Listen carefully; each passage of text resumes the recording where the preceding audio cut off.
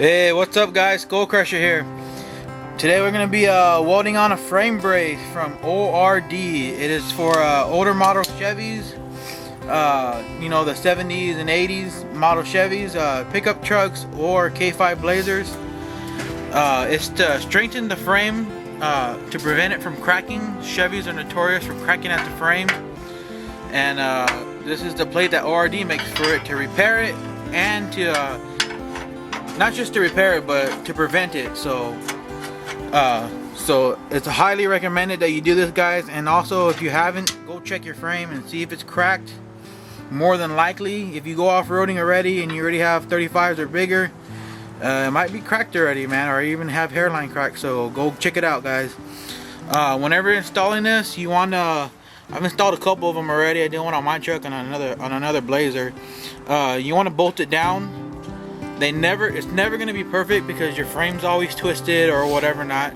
The only bolt hole that's misaligned is this bolt hole, so you're going to drill it from the back side to drill this side out. Don't ever drill it from this and pull this over, because then the bolt holes are going to be in the wrong spot, and it really matters because when you go to put the gearbox on, the hole's not going to line up on this side. So you want to drill it from the back side this way to drill this plate.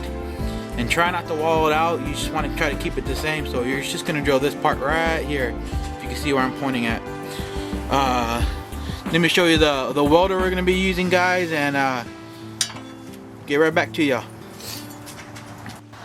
Alright guys, here's the welder we're going to be using. It's a Lincoln Electric 3200 HD. I think it's equivalent to a 130 or a 140. Every single welder that I've ever used has a diagram inside, and it's a good way to know what you're going to be doing. Right now we're going to be using a flux core, the gasless. You can see right there, gasless flux core. And the welding wire we're using is 0.035. That's pretty much the only size that I think they come in gasless in this size model. And if you look, it shows all the sizes. It says 24 gauge, 22 gauge, 20, and it just keeps on going. Right now I think we're using 10 gauge. So you're gonna set it to 10 gauge, and if you just scroll down right here, it tells you the setting, and it's D3. And here's the front. Let me show you how you set it. Alright, and this is exactly what it's talking about. It has B, C, and D. These are the amperage ratings. It's gonna show D, and then the 3 that I was talking about is actually the speed of the wire that is coming out. So that's how you set it, and that's what we're going to start off with. You can always tinker with the speed and all that good stuff. You can always, D is usually going to be the setting you are when you're welding on, you know, certain things. You might want to turn it down on thinner stuff, you know, you're going to turn it down on. But you can always sit there and tweak at the speed, if you know what I mean, to get a good weld on there. Alright guys, here's the truck. It's an 83 Chevrolet pickup truck, and it's a k10. My uncle got it, and he's been working on it really hard, really hard. He has a firewall cleaned up, looking good, man. Makes me want to go clean my truck up. Got this axle painted. He has the frame painted from the front all the way back, and he cleaned all the rust off, and he primed it and painted it. So the only thing we messed up is paint job right here. Look at that. Ooh. But you gotta grind down the frame, guys, whenever you're gonna be welding something. Let me show you the engine that he got built for it, and check this sucker out. It looks good. Alright, here we go. Check that out. Bam! Look at that, all shiny and pretty. We got a 350 for it. He got it all freshened up, clean, new gaskets, everything, and painted and everything. Look at that. For the transmission, he has a TH350, and look at that, all clean and pretty also. And for a transfer case, he has a NP208. Give y'all a little look at the truck. It's blue. Looks good. Looks good. Has some Sport King all-terrains right now, and they're 32s and no lift. So he does want to lift it. He does want to, you know, I mean, everybody wants to lift their truck. So just little by little, guys, he's working on it. But I just wanted to give y'all a look-see at the outside, and he also has a ton of work on the inside. It might be a little dusty, but let me show you the inside. Alright guys, check this out. This is the inside. He has it all clean and painted. Yes, exactly this stuff is painted with what do you call it, duplicolor interior paint and all that. Yeah. So look at Vinyl. that, he got his vinyl paint, that's what it's called. And he has his visor, the dash is all done with the blue to match the truck, and he has the seats painted also. They have material paint that you paint the seats, and he has it, sorry about the light, there we go, you can see it right there, it's blue and looking all spiffy, man. This truck's gonna be pimping.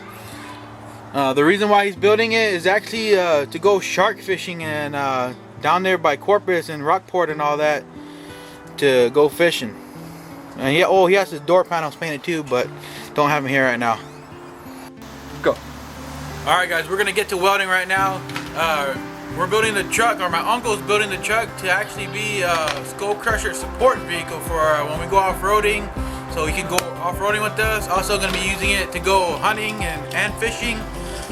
For fishing, we're going to be using it for Sharkathon at .com. You can check that out.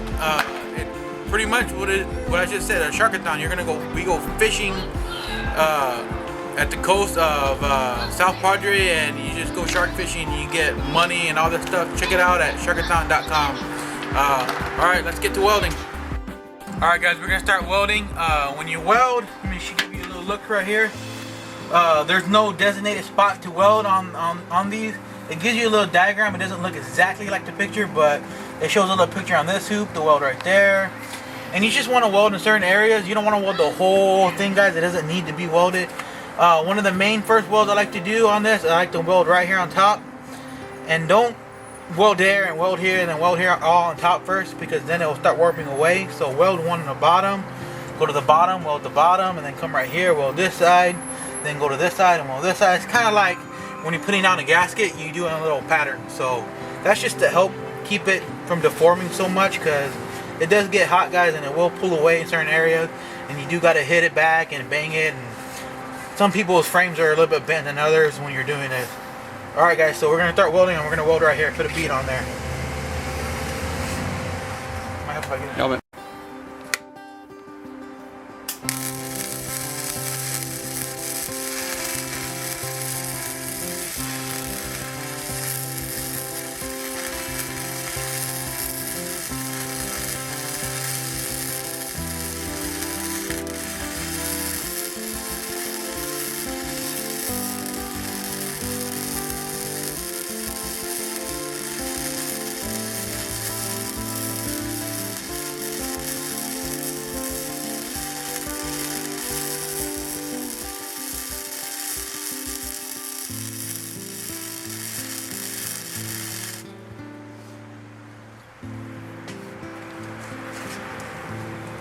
Brush, you have a brush?